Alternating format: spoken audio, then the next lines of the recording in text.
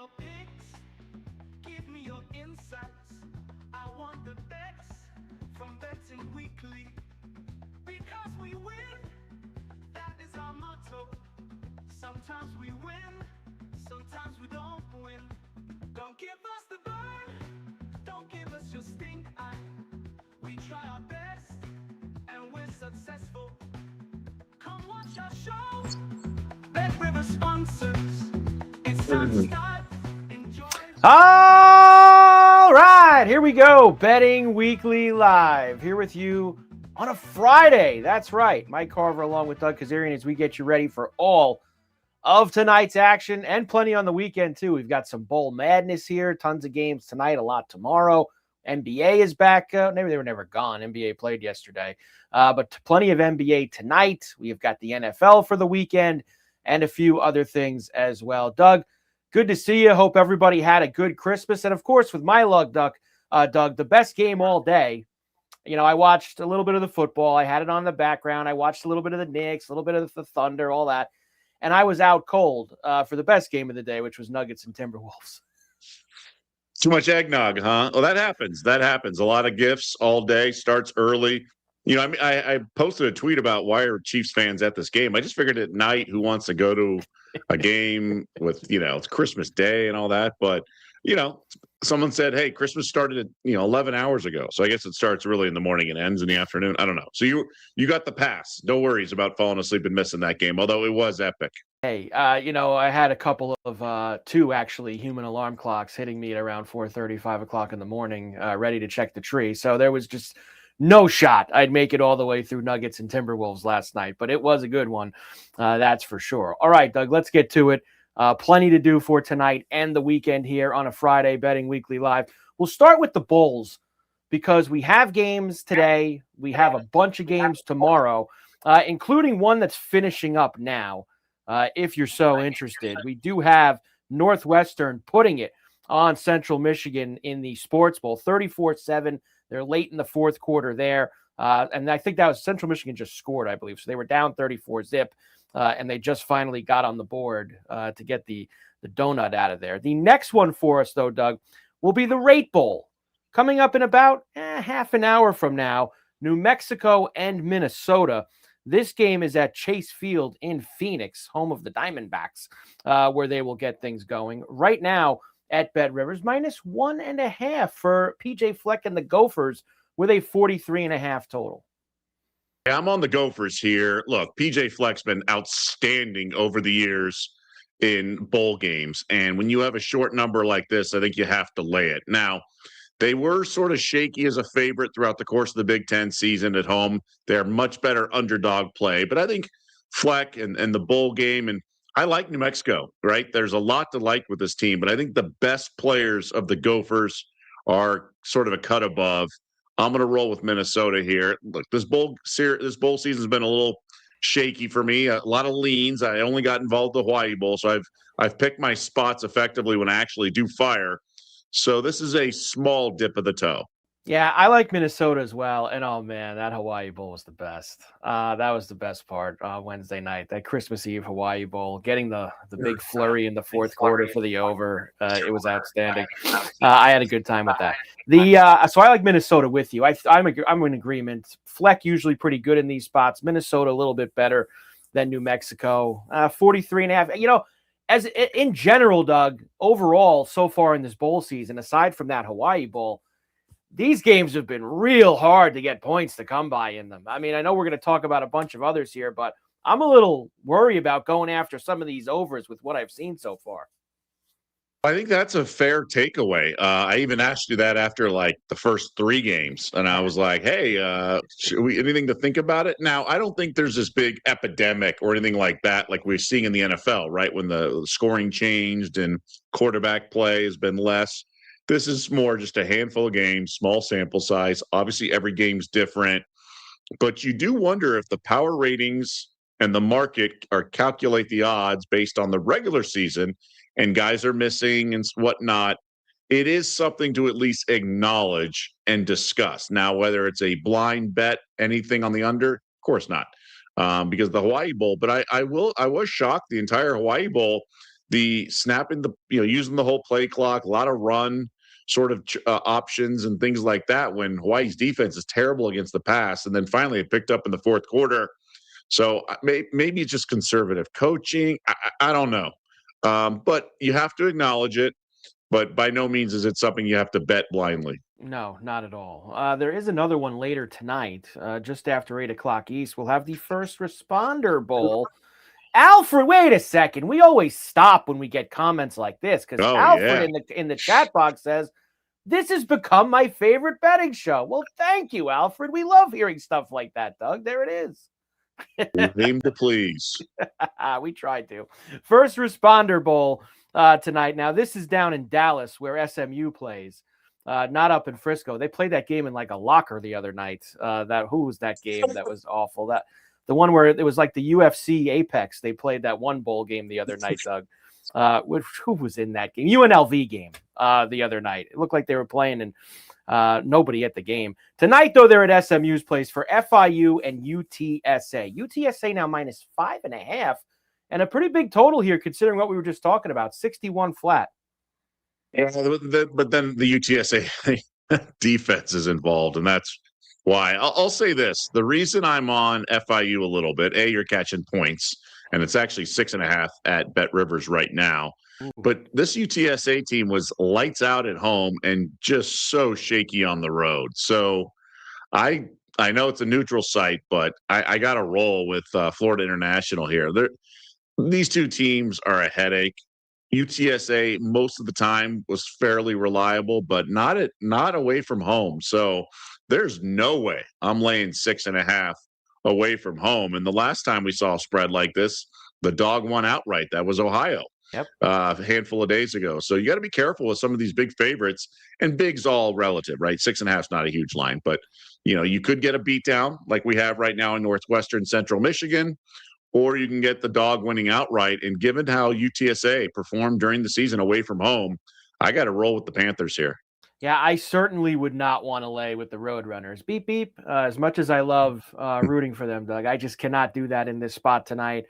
This is one of these like Friday night games. I'd love to have some fun with the total. And a lot of these UTSA games have gone over this year, but it's like there's no middle ground with UTSA, Doug. It's either flies over in the 80s or it's like dead under in the 30s. Like there really isn't anything in the middle with them. So I will have to see how it goes in the rate bowl for me if I'm going to go and try to fire away with that. And Mike, I think it's an important lesson for all of our audience and for ourselves too. Just you don't have to get involved in every game. I mean, the way these games are staggered, it's okay, on to the next one. It's like a buffet where you just have to take a scoop of each sort of serving platter, but you don't. The bowl season has clearly changed, right? And I don't know if it's going to ever come back. Highly doubtful. So I think we just have to kind of understand and accept that this is the new landscape of college football, and therefore it's the new landscape of betting college football. And when there are moving parts. Now, I will say teams like this, you kind of know what you're going to get typically, but coaching's different, and you're going to get teams to prepare for a few weeks, And we saw that in the Hawaii Bowl. There was, caution, or each team was sort of reserved and then finally let it fly in the fourth quarter. You just don't know how it's all going to play out. And obviously there's some familiarity with the conference season that we don't get in the bowl games. Yep. So there's a lot of moving parts. It's a level playing field for both the book and the bettor. But the reason the lines are up is because the books are getting two-way action. Us as players don't have that luxury. We have to bet one side. So unless we have a really strong angle, or we're taking a crazy, maybe I'd be looking at alt line unders or something like that, like under 45. Why not? A huge payout, something like that. Yeah, good. That's a good way to go after it if you want to get involved. Now, Saturday, 8 bowl games. Just kind of the way the schedule works out. Because NFL's playing Sunday. Usually they don't go after Monday Night Football. They just have one game Monday afternoon. But 8 bowl games on Saturday. Let's see if we can find some good ones. Military Bowl. We love 11 a.m. East kicks in Annapolis with Pitt and East Carolina. Pitt -10.5. 53.5 the total here now at Bet Rivers. So if you were to simulate this game in a vacuum or a video game, like Pitt would roll. Okay, ECU is pretty weak. Narduzzi and everything would come to town and take care of business. But we know bowl games, one team may be up for it and the other not so much. I don't know how excited Pittsburgh is to go to Annapolis with temperatures in the 40s or 30s. That's my concern. Now, Narduzzi's usually all business and gets his guys ready, but ECU is definitely sort of punching up a weight class, and I think is going to be excited to play even in the conditions. No offense to Annapolis, but this isn't exactly an escape to Florida or the Bahamas here. So I would say ECU is going to be more up for the game, but the talent disparity certainly favors the Panthers. I'm all over the place in this game. I can't bet it, but I know what you mean, man. 8 a.m. kickoff certainly sounds enticing, but I'll probably be looking at some women's hoops if the schedule's back in action. There'll be plenty of that tomorrow, as well as college basketball is taking a few days off too. Next, the Pinstripe Bowl. You talk about not going somewhere where it's tropic. The Pinstripe Bowl between Penn State and Clemson. This will be a 12 noon East kick on ABC. This is Clemson -2.5 and a flat 48 for the total right now. And then this is one I could tell you because obviously, Doug, I live in the New York City area, and I can tell you that I'm getting about a foot of snow tonight here out on Long Island, and that's not very far from Yankee Stadium, which is where this is, the Pinstripe Bowls. Now it should be mostly moved out by noon tomorrow, but it's going to be cold and there's going to be a lot of snow on the ground for Penn State and Clemson in the Pinstripe Bowl. So this was where I think the cold weather is not a deterrent to the excitement of the players. I mean, playing at Yankee Stadium's got to be pretty cool, right? Right. Now, I'm assuming that. Obviously, we're playing amateur psychologist here or armchair psychologist or whatever you want to say. I think both teams will be up for it. I do worry about the Clemson players from the South and the cold weather. I know I've faded teams like Florida State and Miami in the Sun Bowl when it was really cold out there in southern Texas. I think they'll be up for it. I think they'll be excited. I do think Penn State's offensive sort of demo, if you will, their blueprint of running the ball will play well in these conditions. I think you raised a good point last week about Klubnik. I think that was what you said, Klubnik, yeah. And that could be a sort of a motivating factor for the Tigers here, but ultimately 2.5 as well. I mean, there's a lot of 2-point conversions late, and it's almost like preseason NFL where the key number is 1. So I would probably roll with. I'm going to roll with Penn State here. This is also, let me let you know, the first game of this group that we're doing that I should tell you. I mean, each team has several guys not playing. Between right. entering for the draft, transfer portal. I mean, there's at least 7 to 10 names on both teams on this list, Doug. And some obviously starters on both sides of the ball. So this is probably the first game you got to worry about that too on Saturday. Yeah, and it's hard to argue. It's hard to kind of handicap. So if a bunch of defensive players are out, which is the case, then do you take the over? It's like, well, I mean, we see in these games like the defense is ready more than the offense. I think when the offense is, and we saw a bunch of missed field goals last Monday. I forgot the name of the bowl. But that game was just laughable with a little bit of wind. There were shanks left and right. So just the overall mindset, it's a sort of a trickle-down effect, right? When guys are opting out, that sort of sets the tone in terms of the level of preparation and mindset and sort of just attention to detail across the board in practice. So it's really sort of a guessing game. I would just lean to Penn State here. Lean to Penn State at the Pinstripe Bowl. From one historic, listen, it's not the old Yankee Stadium, but from one Major League Baseball historic landmark to another, Fenway Park up in Boston is where you get the Fenway Bowl. UConn and Army. Now, Army is -7.5 now, 41.5. Obviously, similar, very cold conditions and snow over the next 24 to 36 hours in that area. And UConn, basically, I don't know who is playing for them at this point, Doug. Obviously, Moore is gone. The quarterback's gone. A lot of guys not going to be out there for the Huskies. Yeah, a guy who I thought should have got some sort of buzz for the Heisman, Joe Fagnano. He had 28 touchdowns, 1 pick this entire season, and really impressive across the board, all things considered. But like you said, Jim Moore Jr.'s gone. We know Army's going to show up because that's how they're wired. They're players. They're going to bring it. They're going to be up for the Fenway Bowl regardless. The UConn players, well, I actually kind of like Army here. I thought I was going to take the dog just because it's a lot of points and Army's not that great. But I just think the way the mindset of the cadets and everything, you just know that bowl game service academies, they're going to show. You know what you're getting with them. No opt-outs on their side, Doug. You don't get any opt-outs for Army. Everybody's going to be out there. No NIL either. No NIL, no opt-outs, a hard-nosed game, and the kind of conditions that really play to Army style, too, that are going to be out there at the Fenway Bowl. So, unfortunately, I can't play that Does one. 41.5 seem a little high? I think that's something to consider the under. I feel like that could be a game where Army's got like a couple 8-9 minute drives, just running the ball. And you could see the air, as you like to say, take the air out of the ball here. And under 41.5 could be a good one for UConn and Army. I can't play it, Doug, because I'm in New York, of course, with Army. But if I could make a run for the border, It's probably not your first time. I could cross a couple rivers and head over to Jersey for a second and put it in. You're right. But I will say I like Army in the game. I do think that Army's going to be able to take care of business against them. A rare situation where we might see a favorite and an under on a low total. So yes, very rare. Pop-Tarts next. We'll go to Orlando for Georgia Tech and BYU. BYU -4 at Bet Rivers with a flat 56. This game actually the opposite of the Penn State game. I went to look. I don't see anyone for either team listed as not playing for Georgia Tech and BYU.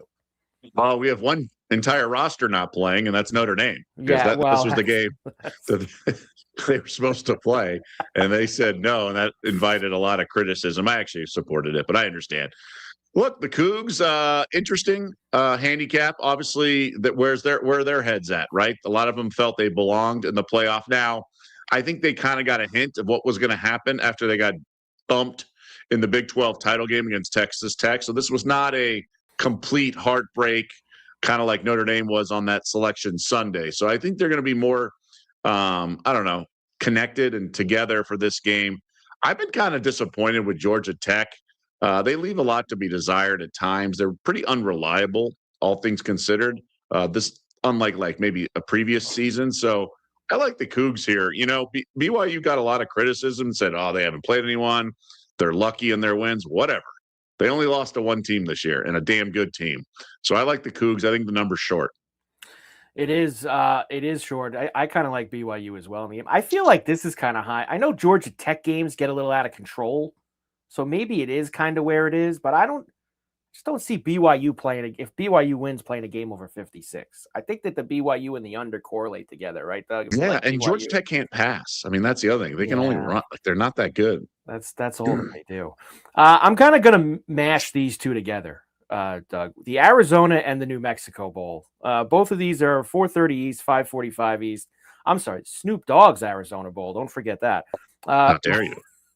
Miami of Ohio and Fresno State are in Arizona, and North Texas and San Diego State are in New Mexico for these games. Fresno's -6 with the 42, and North Texas is favored over the Aztecs.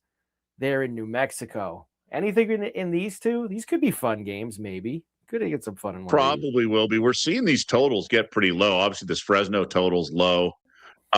North Texas can't stop a nosebleed. We know that. And their offense can sling it. It's going to be fascinating to watch this Aztecs defense against this UNT offense. I will say this, San Diego State got kind of lit up in Hawaii on the island. So when they do face sort of spread offenses, I think they can shut them down like a good offense. They can't shut them down.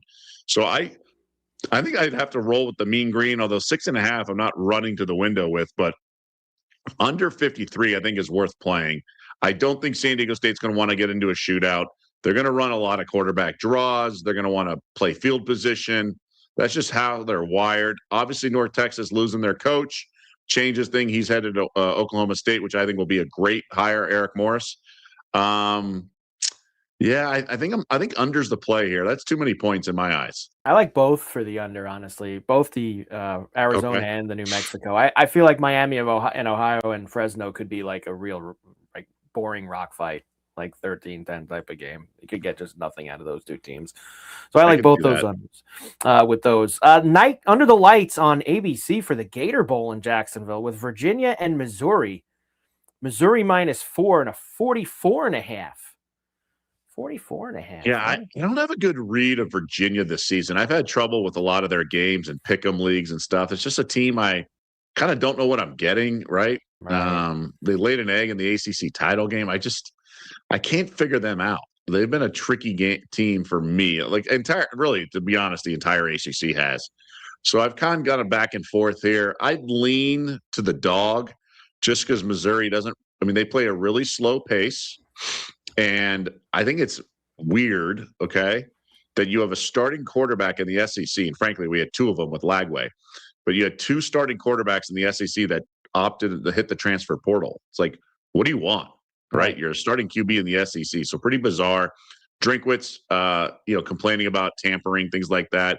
I think you got to grab the points here, but by no means is there a lot of emphatic play because I thought the Mizzou QB was shaky when he filled in for Perdula. Injured, but again, this is 3 or 4 weeks later of practice, so these guys are going to be better than we last saw them play.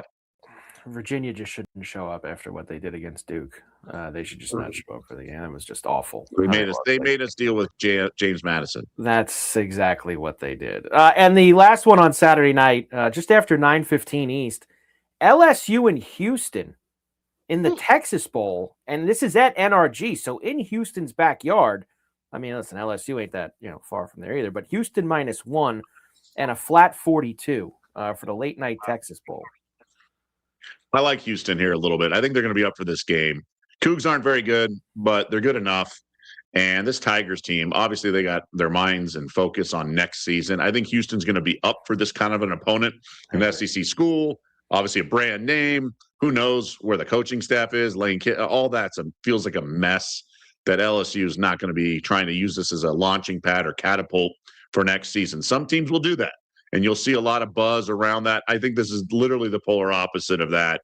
I think the Tigers, now they could maybe just have too much talent, but I think Houston's competent enough and good enough.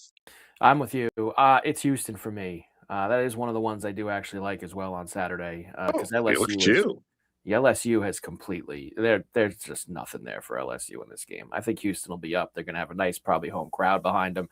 I'm going to go with Houston there. There you go. Bowl madness on Saturday for everybody. And when we come back on Monday, we will start to really turn our attention, Doug, towards the quarters for next week as we get to the college football playoff quarters. And we got a couple of other bowl games as well when we come back on Monday on Betting Weekly Live. All right. If you have your eyes on a plus money bet at Bet Rivers, and why would you not? Betting Weekly is giving you a little pizza money to lock it in. Use our pizza money bonus code, Betting Weekly 1218. That's Betting Weekly 1218 to get a $10 bonus bet to use on any plus money bet at Bet Rivers. Betting Weekly 1218. You have until January 11th to redeem the code at any U.S. Bet Rivers sportsbook. Good for one bet for eligible players only. You must be 21. Gambling problem, call 1-800-GAMBLER. That is the Pizza Money bonus code, Betting Weekly 1218. Go and get it. All right, NFL for the weekend. The good news is we don't really have to talk about yesterday's games. They weren't that great. Cowboys win. Hey, all three dogs barked. The dogs barked all day. Even the Chiefs, even the skeleton of the Chiefs got a cover against the Broncos on Thursday night. Merry Christmas to everyone except the Detroit Lions. What an awful finish to their year, Doug. That I will say, my Lions are toast, the crooked chef. That was, I guess if there's one thing you take away from the Christmas games is, what a bad year for Dan Campbell and the Lions. What a step back year, I guess you could say. Yeah, all those people telling me I'm an idiot for when I said Dan Campbell's a dummy and going to cost the Lions playoff wins down the road, and Jared Goff's not that good of a quarterback. I don't hear a lot of them chirping today. No. Funny how that works. That is funny how that works. Suddenly those people aren't around anymore. I know the Lions season's over. They're finished. They are out. Before we get into the games, now I'm going to tie this together because we mentioned this before the show. So injury report, things like that we usually do first. Why don't we put the injury report, Doug, with the Giant Raider game? Because that's obviously the Tankathon Bowl. The Giants and the Raiders have the two worst records in the NFL. They're playing Sunday at Allegiant. Loser is pretty much going to get the number one overall pick in the draft. We've seen things today now. Max Crosby's not going to play for the Raiders. We know yesterday they pulled the plug on Bowers. The Giants aren't going to play guys. Andrew Thomas, I mean, he did legitimately get hurt last week, but still, that's kind of where a lot of these, the biggest injury reports is in the Tankathon Bowl. It's interesting because the Raiders have been down this path before, and they've won like a stupid organization that they are. So they're not messing around, shutting down Crosby and Bowers. I just wonder if Pete Carroll's on board for this because many believe he's gone after this season, whereas the Giants have an interim situation. They have to play along. But let's face it, the Raiders need a quarterback. The Giants do not. They have Jackson Dart. I think the Raiders are dumb enough to win this game, but now that they've been pulling the strings here with Crosby and Bowers and whatnot, maybe they finally have seen the light and understand the significance. Or maybe they're just dumb enough to want a high draft pick to draft another running back. Well, I could tell you everyone here wants the Giants to lose. They don't want to see Jackson Dart win a game. They don't want to see Jackson Dart actually get some wins before they go. And that was kind of I've been saying to some guys around here, Doug, is like, you have your quarterback. I don't know if first or third is that different when you already have the quarterback, but they all want the first pick so that they can fleece the Jets. That's the big New York talking point. They want to be. Well, I am a lifelong Raiders fan, and I expect them to do the wrong thing and win. So I've want losses, even when they were 8-8 when I was growing up. I've wanted losses. We'll figure out the morale later. Yeah. Let's just get the higher pick. But I'm maybe in the minority of tanking. I believe in it. Well, listen, when you got a chance to get Mendoza or Dante Moore, you got to jump at it, Doug. When you get a chance to get those guys, you got to make sure that you. Well, that's the problem. It's the worst year to have the number one pick. I know. All right, let's go. Saturday, couple games. We'll start there. Texans in LA against the Chargers. This is 4:30 East, NFL Network game. Chargers minus 1.5 at Bet Rivers. 39.5 is the total. All right, this is a tricky game. A lot of people have been expecting the Chargers to kind of hit a flat spot. And, I liked the Cowboys a little bit last week. Nope, Chargers took care of business, and the defense really stepped up in the second half. This Texans team is kind of gross at times. The offense is inept. They could barely score against the Raiders. I do not believe in C.J. Stroud. Every once in a while, he'll have a strong game. And if it's this game, fine.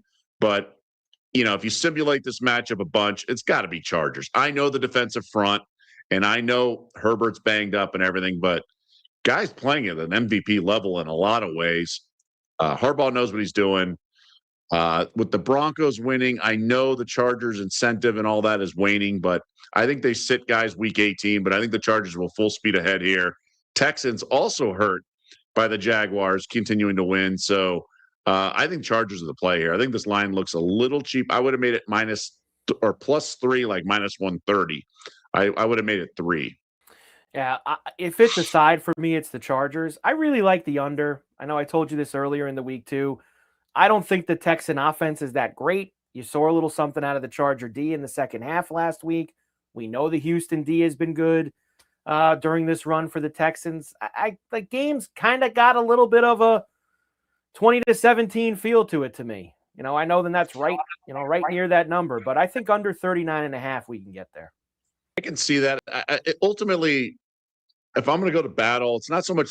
First of all, the Chargers home fans aren't really there, but it's not like the Texans have a bunch travel or exist in LA. So if there's a fan base that I'm not too worried about in an LA stadium, it's the Texans. But in general, you got to just back the coach and quarterback here. Harbaugh and Herbert are better than Ryans and Stroud. Simple as that. Simple as that, indeed, for us in this game. All right, the night game tomorrow night. The Ravens in Green Bay against the Packers. This is now moved to Packers -3.5 with the total a flat 38. And that's because I guess, the Packers are going to be, a touch healthier than the Ravens. And we said earlier in the week, too, I think the Ravens are done no matter what after what happened to them last week. I agree. We touched on this. We thought this number was low regardless who was playing quarterback for Green Bay. And we got official word Jordan Love is out. It's going to be Malik Willis. And I'm fine with it. I think 3.5, I'd still lay. This this Ravens defense stinks. And I like Snoop Huntley. I really do. But I like him in a backup situation when the rest of the team is playing hard and middle of the season kind of thing. Not when they got one foot out the door. Harbaugh's days might be numbered. They may need to sort of new voice in that locker room. Green Bay, I mean, look, laying over the extra hook here is tough, especially with a total of 38. But it's Packers or pass for me. Yeah, and Lamar Jackson officially doubtful for the game. Right. That's officially But off he's the banged report. up. He's got illnesses, and now this Baltimore Sun report surfaced that the coaching staff is frustrated with his work ethic in terms of falling asleep in meetings, and it's just a mess right now in that Ravens locker room. And when you start the year with such high aspirations, and Carver, you might remember, Baltimore had the highest power rating of any team the first 3 weeks of the season. Remember, they were favored at Buffalo to begin the year on that Sunday night game. So this is a fall from grace, and I'm not saying it's going to be similar to the Chiefs at the Titans the other a week ago. But when you have the bar set this high, you don't exactly have moral victories and things like that. They want the season to end, whereas Green Bay is obviously fighting for their playoff lives. Yeah, they're good to go. And look, I'll take Willis over Snoop Huntley. I'll take him in that game on Saturday night. So I'm gonna go for the Packers just with you. Sunday, let's do a couple of the bigger games out of the way first. Eagles and Bills in Buffalo. This is the late afternoon window, 4:25 East in Orchard Park. Bills minus 1.5, flat 44. I know you had the Josh Allen on the injury report stuff all week. He was never not playing in this game. Josh Allen was always going to play, and the Bills are a very short favorite at home, Doug.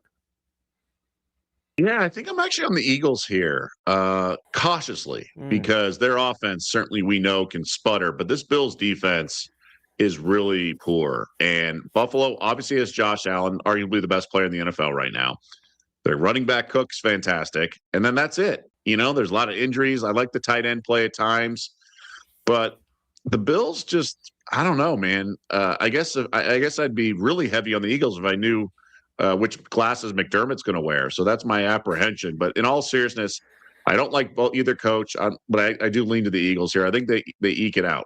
I think what worries me as a Bills fan is obviously, if the Eagles are going to have their full complement up front, which it sounds like they will, Jalen Carter, etc., they're very good at stopping the run, and that's what the Bills want to come in and do. They want to try to smash you with Cook and do their stuff. If they force the Bills to throw, I think that's going to be a long day for Buffalo, Doug. It'll be very tough for them. That's kind of what I'm thinking. It's just the problem with this Eagles team is they just leave your head spinning at times. They're both unreliable teams, and maybe it's an Eagles teaser that make that 1.5 really matter and take it up to 7.5. Although with Bet Rivers, it's an alt line, so it's not just great bang for your buck, so to speak, with the Wong teaser. It's a tough game. I'm excited to watch it, though. I really am. Maybe we'll get some snow. Yeah, it would be nice. Get that little Christmas weekend up in Buffalo. Everybody excited. One of the last couple home games there before they shut the place down. Be a very festive event up there in Buffalo.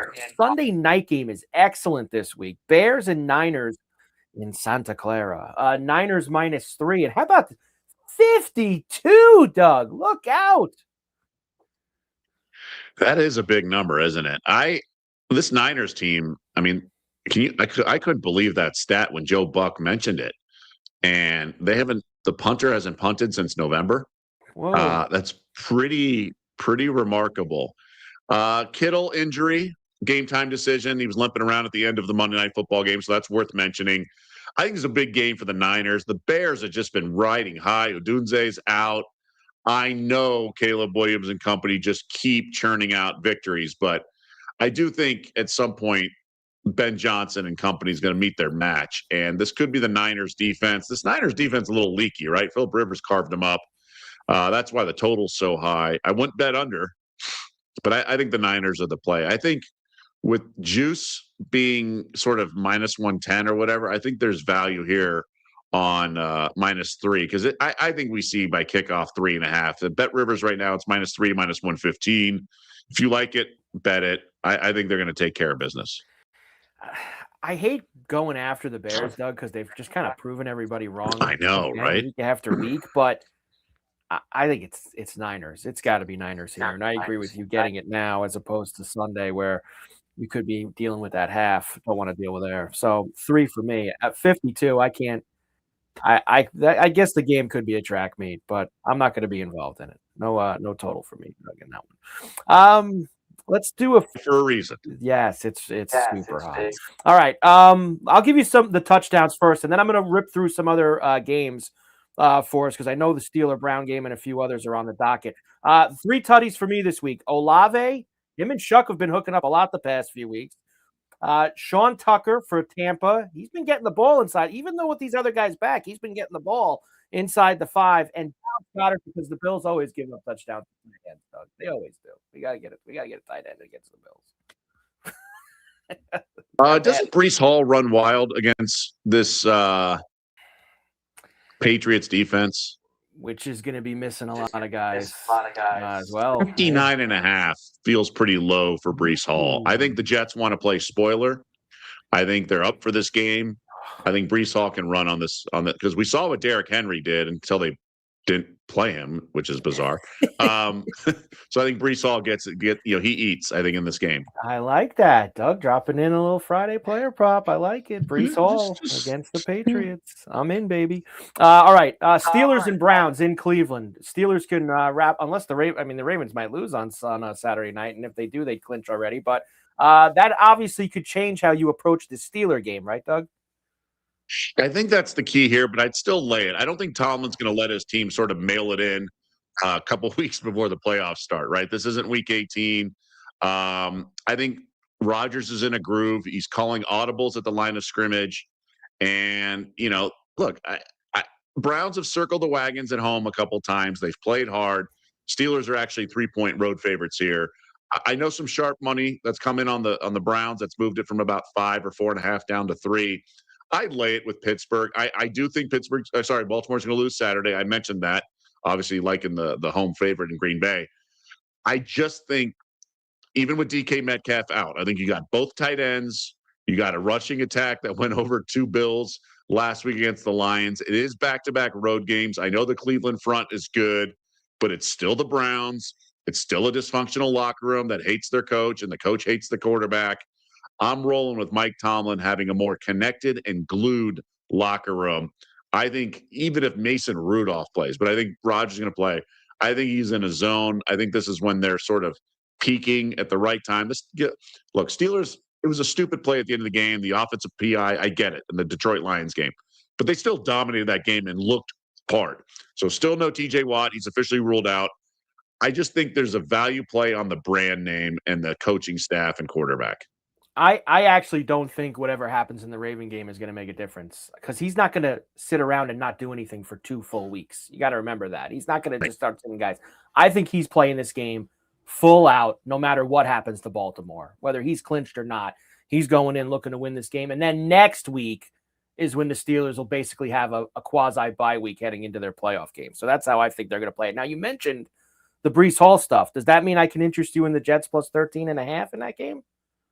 I think so. Initially liked New England because I think they can just flip the switch. But we just saw yesterday, divisional matchups, especially with one team eliminated, you get the kitchen sink thrown at you if you're the Patriots in this situation. And remember the stupid fake punt that Vrabel ran, 4th and 10, when he really only had one guy open. If he doesn't, the punter's got to get it with his feet.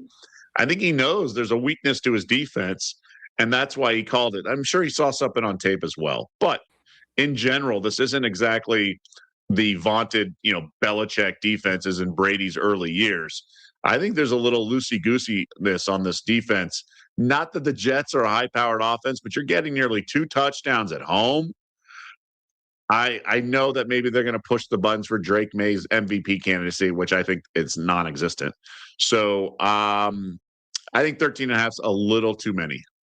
And last one, we've seen Carolina sometimes this year as dogs, touchdown plus dogs show up in big spots. Or is there just too much on the line for Seattle that they're not going to mess around in Carolina on Sunday? 7 points is the number. Yeah. I mean, full disclosure, the Panthers have burned me a few times, right? I thought Tampa -3, -105 would get there. Nope, no dice. I even thought the Rams would take care of business. Nope, no dice. I think the Seahawks will cover this -7. Now it's Darnold's back in Carolina. Maybe the coaching staff or some players know a thing or two. 10 days off. Seattle should be fresh. They can run the ball. This Panthers team is not very good. And I think the pressure gets to the diminutive Bryce Young. So it's Seahawks -7 here on the road. I think that's what I'm taking in a pick'em league for sure. There you go. Seahawks, of course, favored by 7 in that one. NFL Sunday at Bet Rivers, getting involved here on Betting Weekly Live. All right, NBA. We do have action tonight in the NBA after the 5 Christmas Day games yesterday. We have 9 games tonight. Let's go, including the doubleheader on Prime, which will begin with the Sixers and the Bulls in Chicago just after 7:30 East. Right now at Bet Rivers, Sixers -1.5, 240.5 the total in this one. This Sixers team, I've mentioned it a few times, is a little tricky for me. I can't really get a feel for them. I love their coach. I just don't feel they play 4 full quarters together. That's a concern of mine at times. It's not like the Bulls are the blueprint of consistency or success. But now that they're at full strength, Chicago does come at you in waves of offense with guys like Herter off the bench. I think we're going to see an absolute shootout. It's over or nothing for me. It's Bulls or nothing for me. But I would take the over if I had to play this game. Yeah, let's go. 240.5. Up and away with the Bulls and the Sixers tonight on Prime too. Let's go. The late Prime game. Clippers and the Blazers in Portland. Right now, Portland getting 2.5 at home, 227.5 the total.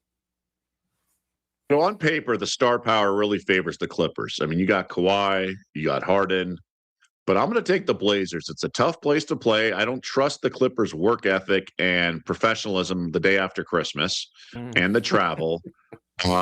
I think the Blazers come at you, and I mean, they're down 19 to Orlando the other night, come all the way back, take the lead.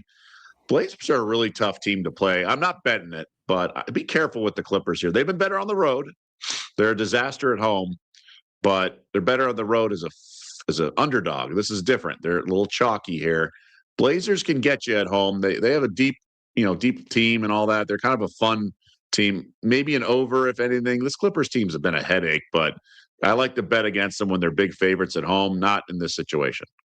Not in a spot like this. That's for sure. It's 2.5 for the Clips. That is the late night game just after 10 o'clock East on Prime. All right, other games this evening. Your Jazz are at home against the Pistons tonight. Pistons -10. Now, I know I was very concerned about the Pistons' travel schedule the other day, Doug, if you remember, about them being on the West Coast. And then, I did see they went back to Detroit and then went back out to Utah after. So they did go spend Christmas, it looks like, at least part of it, Christmas Eve, et cetera, at home, and then went back out. They are 10-point road favorites here. 243.5 is the total. So the Jazz are awesome at home, both straight up and against the spread. They have a distinct home court advantage with the altitude, and that is why their offensive efficiency rating is way higher at home than on the road. I've never seen a split like this. They're, I believe, 8th in terms of offensive efficiency ranking, and then on the road, they're like 28th, which is 3rd worst. It's remarkable. I've never seen anything like that. And I guess it's just the defense is sucking wind in the altitude, and they take advantage. So I can't, and they're much better at home ATS as well. But I just think this Pistons team is sort of just a menace, and they're good defensively. So they're top 5, I believe, both offensive and defensive efficiency. I kind of throw out some of it with the altitude and whatnot, and Christmas for that matter. But I'm playing the over here. I'm not going to get involved with the side. I got to play the over. I really think this is going to be a track meet. I get a little worried because the Pistons do lock down on defense, but the Jazz tempo and pace and altitude. Their coach is Will Hardy's not messing around. He's coming at you. So I'm rolling with the over. And of course, I dig a little further, Doug. I make sure to do all of my proper work when talking about my travel schedule. There was only actually a couple injured players that did that. The actual team did stay 2 days in Salt Lake, Christmas Eve and day. So they've been in Utah for 3 days, Detroit, just hanging out, enjoying the holiday. That's a stunner. Yes. So they've been had a lot of time to check out all the sites in Salt Lake City before playing the Jazz this evening. Elsewhere, how about the Grizz? Let's get them. They're home favorites tonight against the Bucks, -4.5, 226.5 the total for that. That's just after 8 o'clock East tip. So I really like the Grizzlies when they're favored. They're excellent in the favorite role. This Bucks team, obviously without Giannis, still leaves a lot to be desired. Sure, they can beat up on bad teams like the Pacers and whatnot. I think the Grizzlies are really solid. And we've talked about it with Cam Spencer and guys like that. I think the market's finally corrected itself on the prop market with Spencer's points prop. It's now in the 15.5 range as opposed to being 10.5 for way too long. I think the Grizzlies take care of business. I really do. I think they have a coaching edge.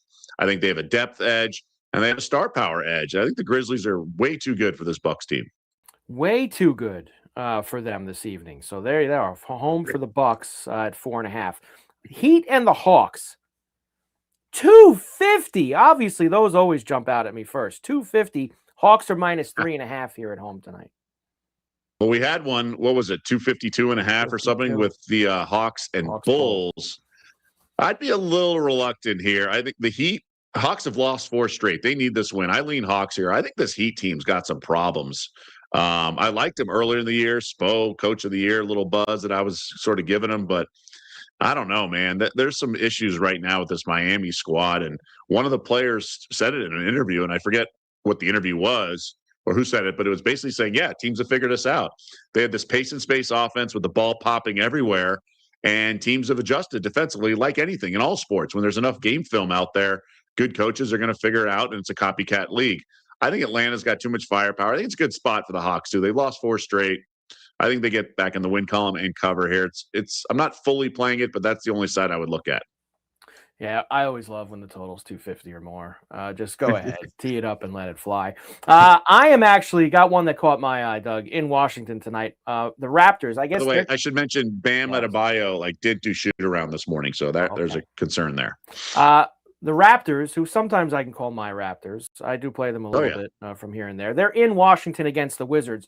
So they were on a little bit of a bad stretch, as you know. They got the win again, and they beat Miami twice in the last 2 weeks down there in Miami. Now they're in D.C. against the Wizards. -7, 225 flat the total. I like the Raptors tonight. Get themselves back going after that win against the Heat. Obviously, they've had a few days off with the Christmas holiday. Wizards stink.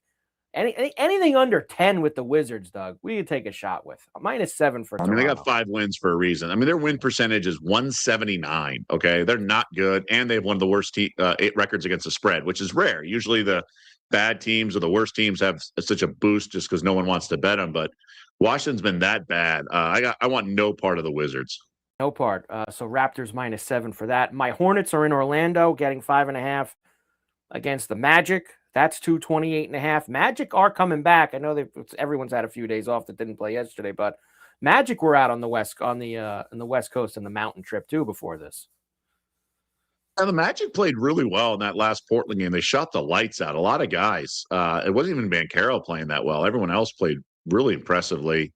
I think the Hornets have a lot of firepower. Now that Brandon Miller's back, you obviously have LaMelo, you have Con Kneppel now, and Miles Bridges. There's a lot of firepower on this team. And Kneppel, his prop for threes made over 3.5 is really enticing. It's been hitting at an alarming rate if you're an odds maker, that is. That's the prop I would play in this game. And finally tonight, the Suns and the Pelicans in New Orleans. So the Suns are favored here. Now, this is the front end of a double header, Doug. One of our favorite double headers in the same place. They're playing tonight and tomorrow in New Orleans. So Suns -5.5, 240.5 total. The Big Easy flu as well. You got to monitor that. There's a lot going on. It's been going around on weekends. I like the Pelicans. My Pelicans, they finally got blown out. I think they get back on track. I would have to. Phoenix is a good team. I was actually looking at this for the Suns to win the Pacific Division. I know we don't really talk about division odds, but at Bet Rivers, you can get 10-1 on a team that's only 3 games back, and the Lakers seem to be spiraling. So I think the Suns are a team that could really reach another gear. Maybe they get involved in the trade deadline, but they have a really strong chemistry. There's a lot to like with them. They're playing around Devin Booker well. Guys like, random guys. Dylan Brooks has been playing great. So I don't know. Gillespie's been fantastic. I would still take the points with the Pelicans because 5.5 is a big number, but I'm liking Phoenix as well in the futures market at 10-1 just to win the division. which is to outperform the Warriors, who seem dysfunctional, the Lakers, who seem dysfunctional, and then the Clippers are 11 back. Yeah, and you're right. A lot of people don't look at that stuff because you look at the standings every day. It's always, top 6 and then the 4 play-ins, and then the divisions kind of get lost in the shuffle in the And NBA. some teams care more. And let's not forget, when's the last time, Carver, you saw a 500-1 futures ticket hit? Yeah, it's the Sacramento Kings a couple years ago with Mike Brown and De'Aaron Fox. They cashed 500-1 odds to win the Pacific, just the stupid division that no one cares about because teams are so worried about health and they don't care about their seeding in the playoffs. Yeah, they don't talk about that either on the pregame shows before the playoffs. Oh, look at this team winning the Pacific Division. They never bring up any of those divisions. So 9 games tonight in the NBA, and Bet Rivers has you set up too. NBA Friday SGP Profit Boost. Log into your Bet Rivers app or BetRivers.com account each Friday to receive a profit boost for any NBA same-game parlay. Profit boost is dependent on the number of legs included. See the Bet Rivers app or the website for full details. NBA Friday SGP Profit Boost. All right, before we get to the best bets, Doug, I will tell you, obviously there's no NHL tonight. They raised the white flag for 3 days, and they will be back tomorrow with a full slate of games. They've got 13 games in the NHL tomorrow. Now, look, I think that it's hard, when no one's played for days. I think it's hard to jump right back into it. Sometimes you maybe want to wait a couple things out. The only thing I can tell you is just looking at these 13 games tomorrow, the Kings stink right now. And they're home for the Ducks. And you're getting the Ducks at plus money, and they're still, you almost have to check every day because you don't believe it. And they have been caught by Vegas, but they're still tied for first in the Pacific. So the Ducks have been good enough for me all year that I would take them against LA tomorrow. I really think that San Jose Vancouver over looks kind of juicy at night. Up in Vancouver. And, Rangers Islanders are playing for the first time this year, too. Islanders at the horse track. They're getting Sorokin back, and they're a very, very small favorite at home. So, other than that, Sabres are red hot, but they're probably laying a little bit too big of a price against Boston. A lot of hockey tomorrow, Doug, among the other things that we're already involved with. Yeah, I like how you're targeting things. I like that. That's the way it should be. I'm trying to. And the college hoops is back tomorrow too. Not a full slate. There's actually not that much, believe it or not. Seems like it's kind of light. I know Gonzaga's playing Sunday, Texas Tech's playing Sunday, but there's really not. Are the women playing? Even that women's light tomorrow. So not a lot happening until Monday for the college hoops. Off of next week. So you have a few there's other only things, one college basketball game in women's tomorrow.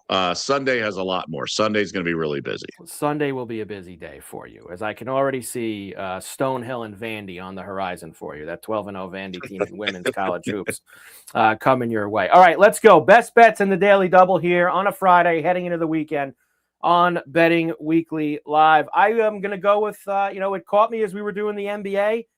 There's not much else going on. I don't like that late bowl game tonight with UTSA. So I'm going to the Raptors tonight, Doug. -7 in D.C. against the Wizards. This is more a play against the Wizards. And I think the Raptors are going to get back going after beating Miami earlier in the week. So I'm taking Toronto -7. I like it. And I'm also seeing something where Miami, they might hold Bam out because they play the Pacers. They host the Pacers tomorrow. I need to talk to some Heat and Pacers fans. I wonder if there's some intensity there, maybe a look-ahead spot, and they just punt in this game, which is not very Spoelstra-like, but it's worth checking out. And I love the Raptors, their intensity. I love their coach. Usually I have a bevy of options on Friday with all these sports going on. Don't love it, but it's good enough as a play for me. I'm going to take the over in the Pistons Jazz game. Again, this goes to the Utah's offensive rating at home versus road.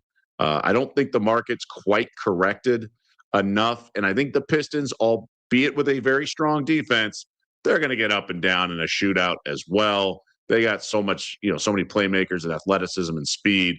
I think we see a very high scoring game out there in Salt Lake City. They got to run a little. They've been hanging around Salt Lake for 3 days, enjoying Christmas. They want to get up and down and run.